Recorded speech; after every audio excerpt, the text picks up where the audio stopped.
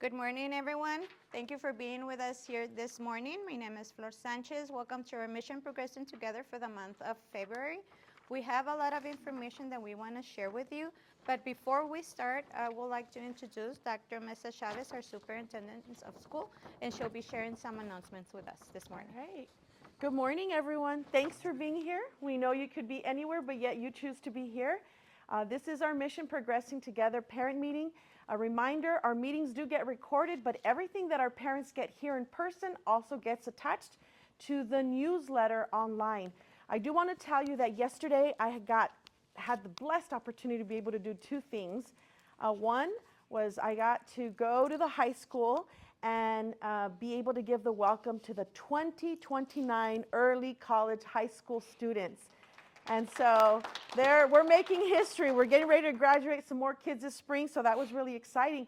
And then the other is I got to go see our San Elizario girls win the by-district championship and hand them the trophy. So the saying is true when we say, yo si le voy a San Eli. That's right. So it was really, really exciting. Long night, but very exciting.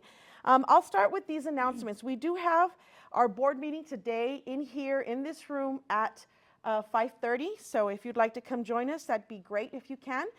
We also have early release for our students, which is happening on Friday, February 14th. And then the other caveat that comes with that is that we release the students after they've had a smart snack exemption day, which means that they're going full of love and sweets back home. So good luck to our parents with that. But that is an early release for our students. And then just to let you know, we are going to be starting the TELPUS testing window, which will open on February 18th. So I think it's really, really important. Ask your kids if they are part of that. Ask your campus administration, your counselors, so that you can make sure that you get the information you need for the TELPUS training.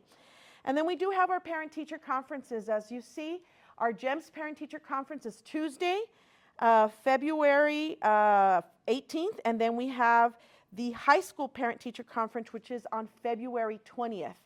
And so please make time. If you are not able to come to those parent conferences, send your teachers an email. I do that with my teachers of my students, is like send them all an email, and they will respond to you when you can, and be paying attention to those. And then also a big deal because we get to celebrate the 100th day of school. I know that our elementaries do a little bit different. They celebrate, our little ones dress up for the 100 days. And I think there's even a little parade that they have at one of the campuses. But that will take place on February 19th. So that's a good milestone to be at. And then we do have our spring intercession, which is March 4th through the 14th. Students will actually come back to school on March 18th. So please inform yourselves of whether your children need to attend intercession, which is the first week, and then the official spring break is the second week. And then, of course, our Mission Progressing Together meeting is going to be on March 19th.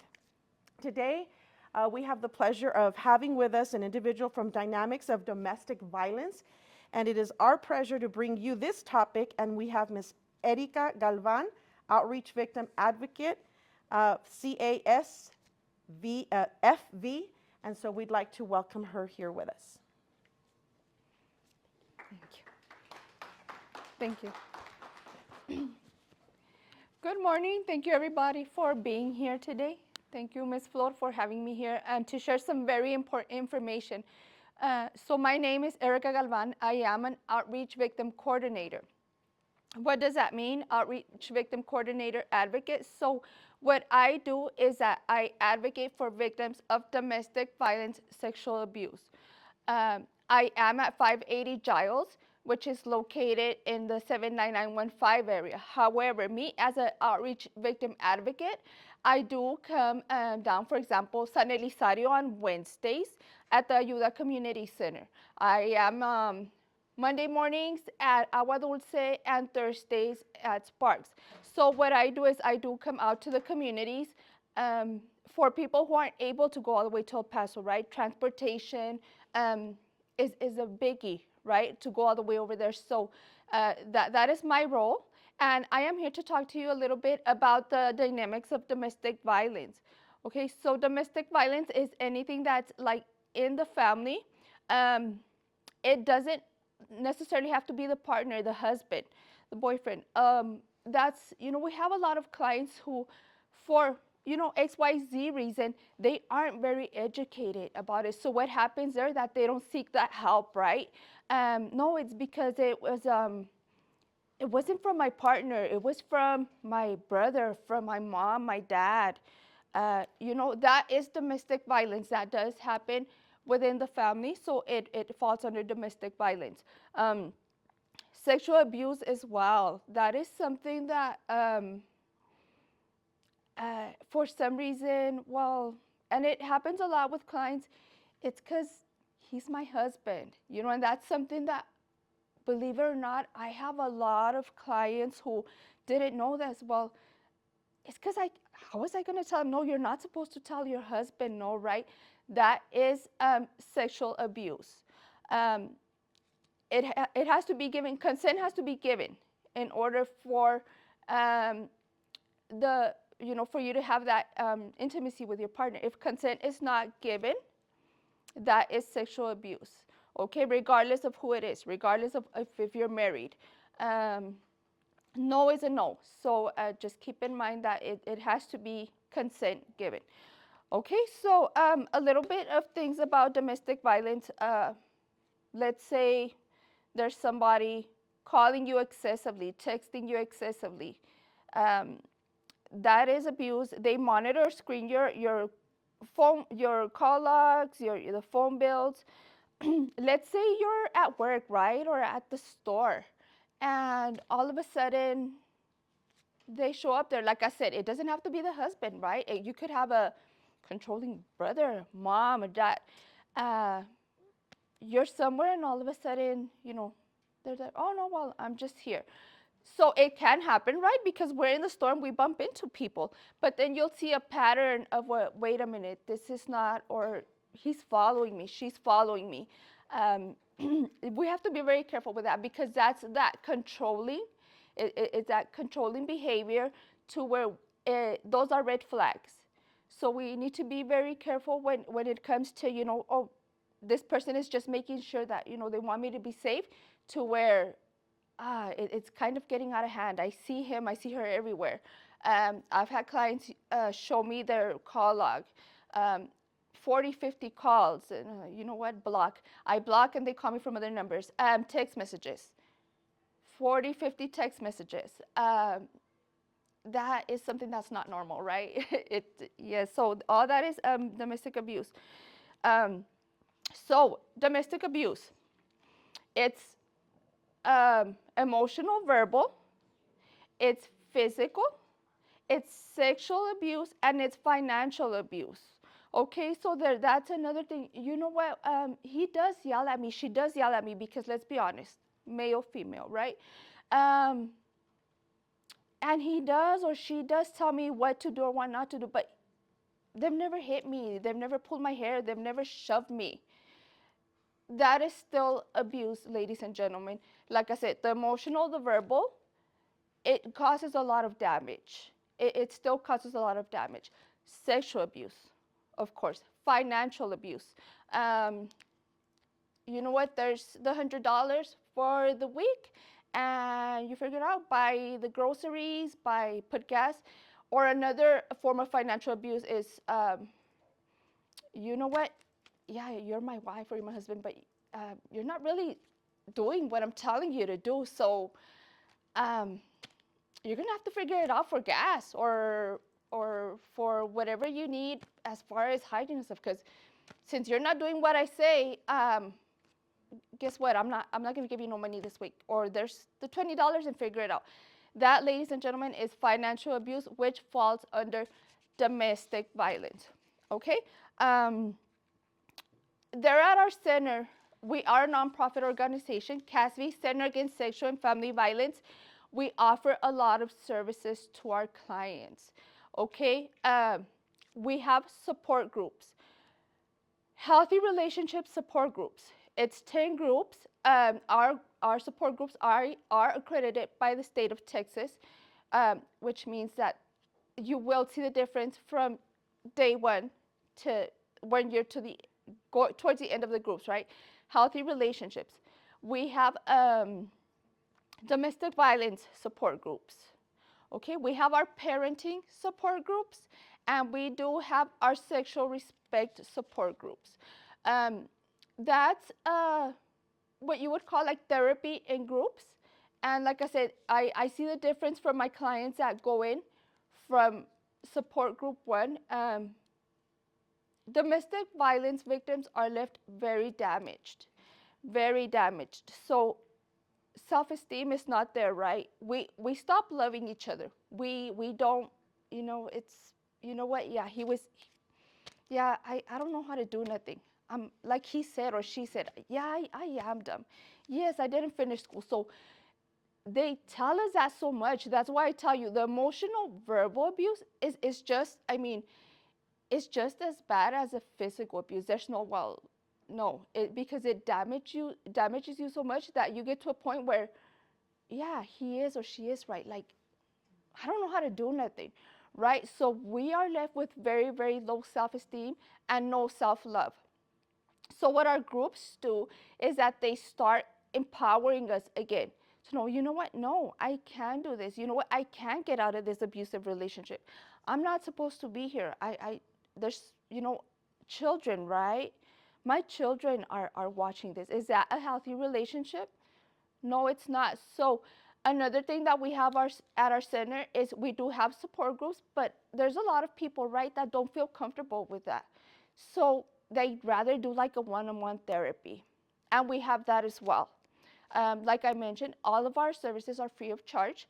We have services for our children. We have our children advocates who are amazing, and they will work with our children, because what happens with our children when they are watching mom and dad fight, or um, mom and daughter. So that causes trauma as well. Okay, we have amazing child advocates. Then we have our TIP program. Our TIP program is for our teens.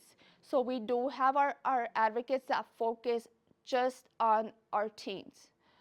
Okay, and those therapies are amazing because the whole family needs help, right? When we're going through domestic violence or have gone, um, we all need help. We're all damaged.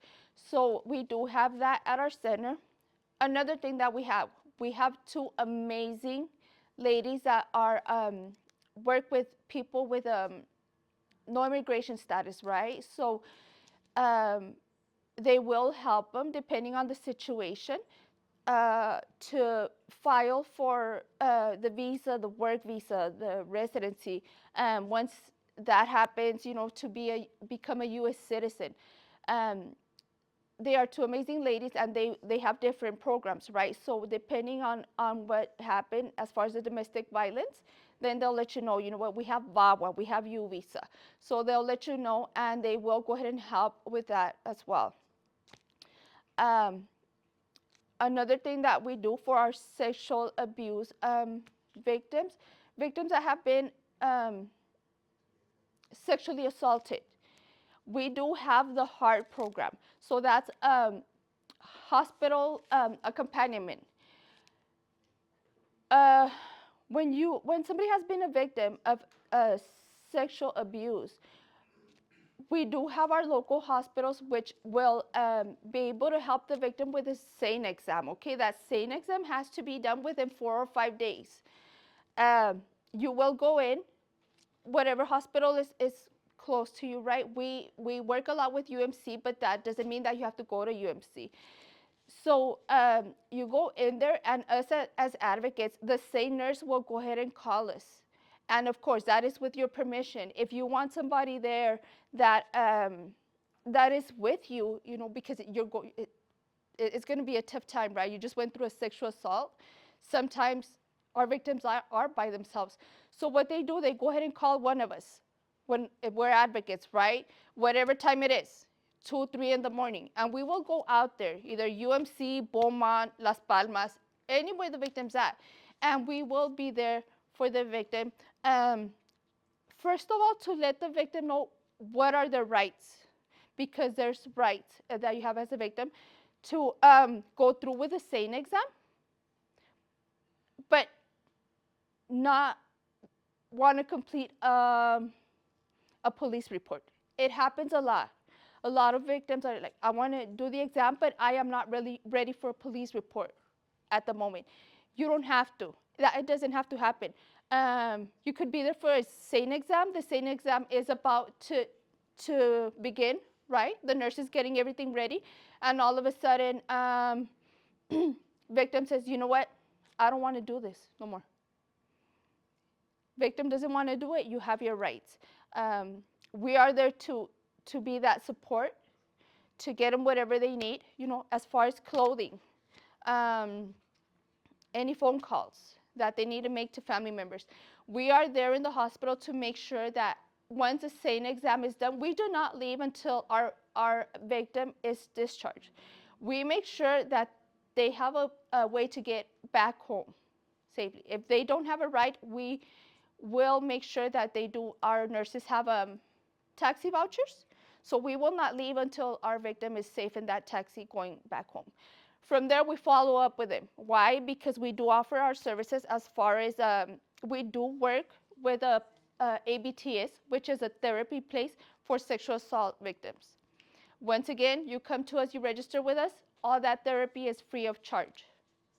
Okay, so there is a lot of help that we offer for victims of domestic violence, sexual abuse, because it's not easy to get out of a situation like that. Statistics say that it'll take a victim 7 to 8 times of them leaving and coming back before they completely say, you know what, I'm gone and I'm not never going back. But that involves getting the help, right? That involves getting the support group, getting the therapy to where victim knows, you know what, I'm not alone. The help is out there. It takes victims sometimes quite a while, right? Why? We want to save our families, right? We're going through that abuse, but you know what? But I want to have mom, dad, kiddos in the picture, so I left, but no, I'm coming back because he or she changed, right? And I want to save that family. I want to make sure that my babies have mommy there, daddy there. So we'll continue to go back. Is that something that us as advocates, we do not judge. We're there for you. If you go back and say, hey, you know what, Ms. Galvan, I went back. I'm not there to judge you. I'm not going to judge you. We as advocates and my colleagues are not going to judge you. We are going to be there to give you the help that you need, and if things get better and you all decide to get help, that's amazing. That family was saved. But if not, for whatever reason, you know what, Ms. Galvan, I went back, but it's the same thing. He hit me again. We're there. Okay? So like I said, we provide all these services for our clients. If you or if you know of somebody that is going through domestic violence, please send them our way. I know that we do have these brochures out there. They have our contact information. We have an emergency shelter as well. That is the hope line that you will see in our brochures. Okay, our emergency shelter is, you will call our hope line if you are going through domestic violence, you don't feel safe, you're scared, you feel that you're in danger, you have nowhere to go with your babies. You call the hope line and you let them know, you know what, I just went through this. I need somewhere to go. I'm not safe. I feel I'm in danger. We will have, if we're not in the office no more, we will have a non-emergency police officer escort you to our shelter. Our shelter is very safe. You are going to get an advocate there. You are going to get a therapist there. You are going to get all the services and resources that you need to be safe. Okay, so we will have somebody escort you to that shelter where you will be given, there's clients who have to leave with, babies without shoes, maybe just a pamper. You don't worry about anything. You will be provided with everything at our shelter: food, hygiene, clothes, and like I said, our services and resources.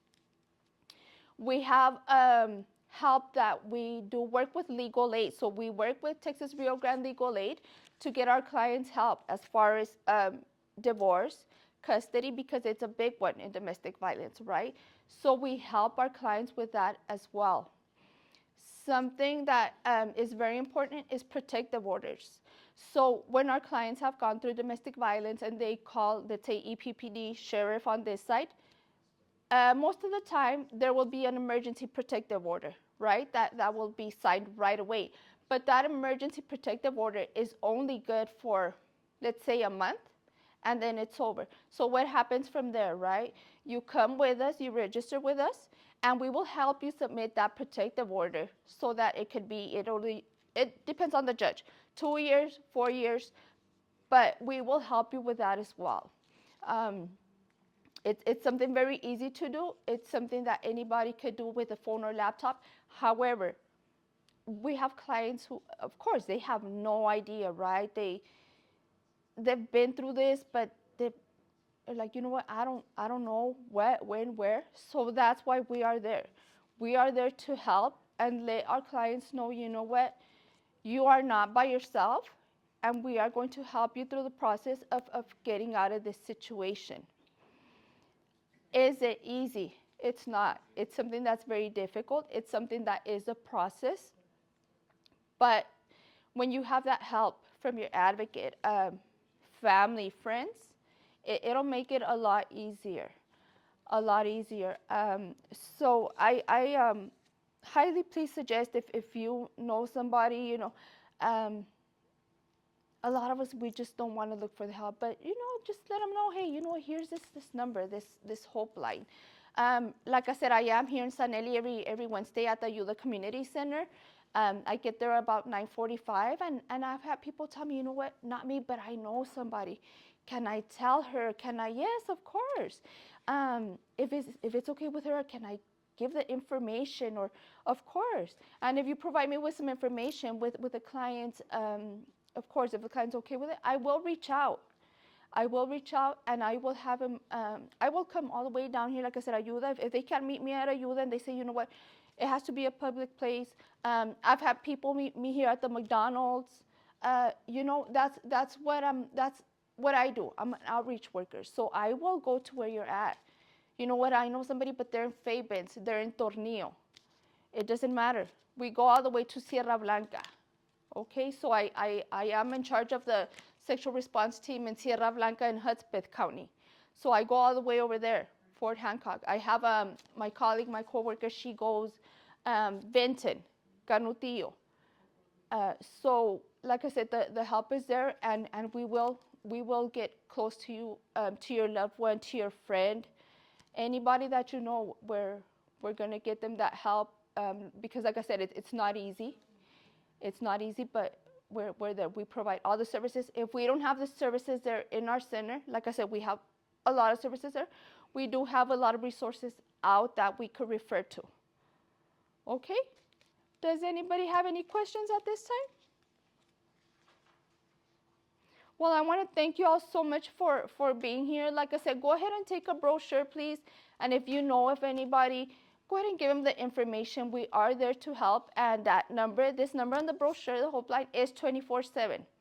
Okay, so they could call at any time, and one of us will make sure somebody reaches out and gets them that help that they need. Okay, thank you all very much for being here.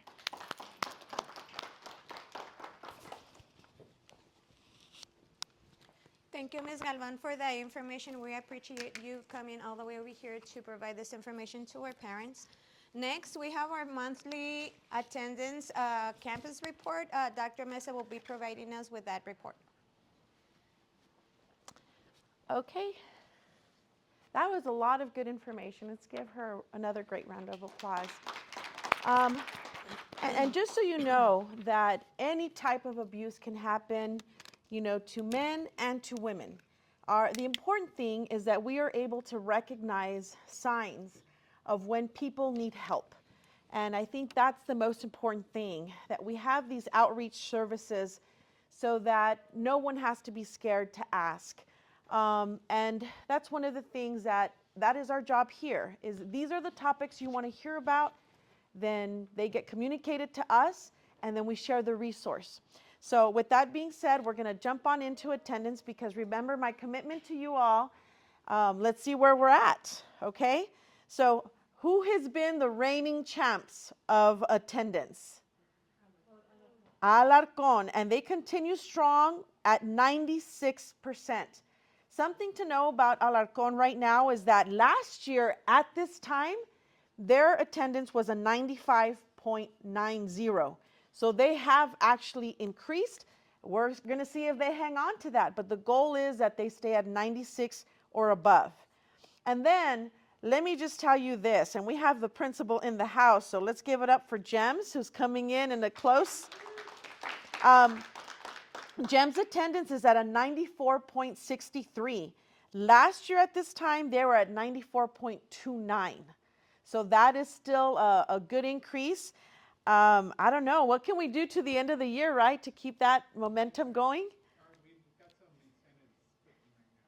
Very good. So let's keep our GEM students, our principal administration up there doing a great job. And then here's something to pay attention to. Borrego, right, is coming in a close third. Borrego is at a 94.53. And last year at this time, they were at a 94.57. So they've dropped a little bit, just tenths of a point. So if we have children going to Borrego, we need to make sure that they show up and stay. In other words, throughout the day so that they have perfect attendance. And then, of course, we do have to give a very big shout out to Loya. We are super proud. Even though they are fourth in the number of schools, check this information out. This year, they are at a 93.10. Last year at this time, they were at a 90.66. So big shout out for Loya because that says that they've done their part in informing parents, letting them know what they need to be doing differently. And, you know, if the kids are sick, they're staying home. But I think that also impacts that maybe we're doing some different habits of keeping kids healthier. And so that's a really, really big shout out for Loya. And then we have Zambrano. They are at a 92.89. And last year at this time, they were at a 93.22. So there is a slight of a point and some tenths in there. So that's ojo for Zambrano, that we want to make sure that they keep pushing, seeing what's happening with attendance there. And so then we have our high school. Our high school is at a 91.44. They are higher than last year. At this time, they had a 91.23. And we're going to, you know, if we can push the high school to keep the attendance, you know, I don't know, we're going to have to, I know there's some incentives that are going on at the high school, but we need to get the high school into the 93 point something, you know, push them up to 94, 95. Not impossible, because I think with the habits that they're building at the middle school, hopefully those freshmen, right, that freshman class that's going in is going to transfer over into the high school and have a good freshman attendance as they enter the high school. And so that is our commitment, is that we are going to keep communicating the attendance information. And so we want to thank a big shout out also to all of our campus attendance clerks. You know, they don't get enough appreciation, but they need to know that they're doing a fantastic job. So let's keep the district communicating with our parents and make sure that we have our attendance clerks connecting with our parents. You know, that all becomes very helpful. I do want to take time right now. I am going to say this. I'm transferring the conversation. I'm continuing. Is communication that was sent to you earlier from me. If you have had the opportunity to check your email, there was information that came to you from me where we communicated information about students and the situation going on around the country, really.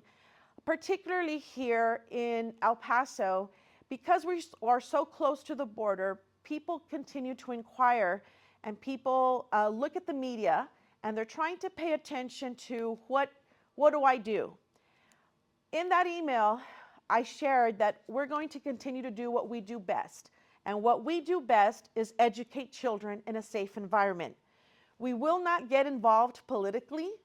We do have a protocol. If any type of official needs to come into our schools, they will report to our district office first. We cannot control what is being reported. I'd like you to keep in mind that yes, Border Patrol agents have to do their job. We also know that the media has to do their job, just like we have to do our job. We are not going to create hysteria in our classrooms. We are not going to create a situation where our parents are feeling afraid to come into our schools, and much less we're not going to create an atmosphere where our students feel afraid. By law, we do not ask. If there's a child in our school front steps and they want to enroll, we enroll them. No questions asked. I do ask, it's a conversation that I've had to have with different colleagues.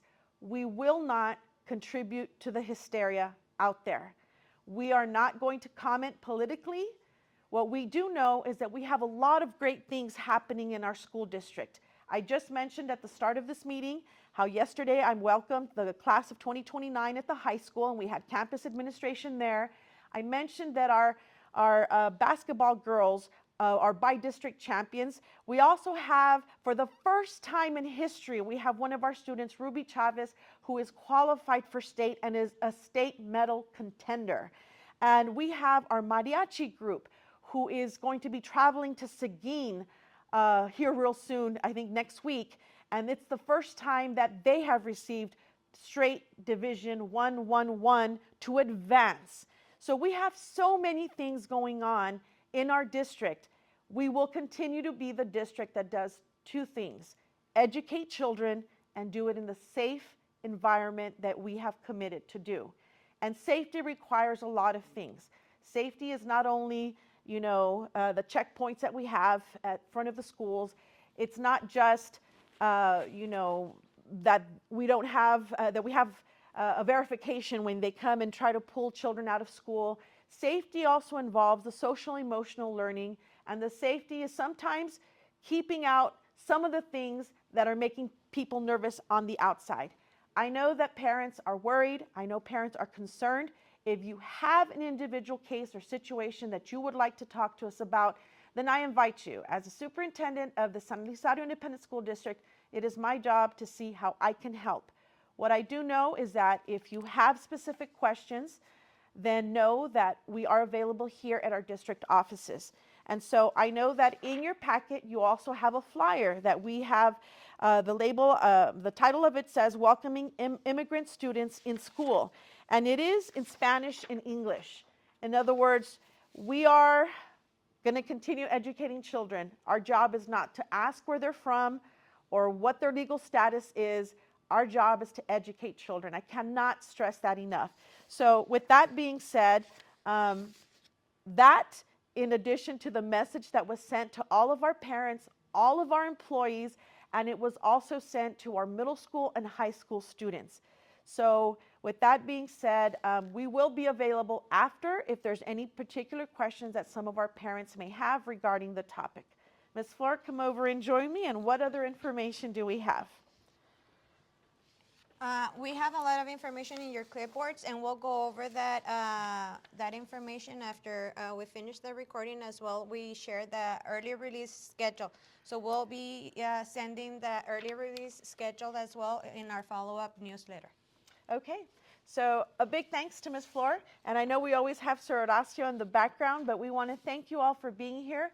You can choose to be anywhere, but you are here. So those parents that are here physically know that we appreciate you. And for those parents who just couldn't get the time to come in because you're at work or doing another errand or something, just know that we appreciate you. Please take the time to view the entire video and all the information that is attached. This is Mission Progressing Together. We'll see you in March. Thank you.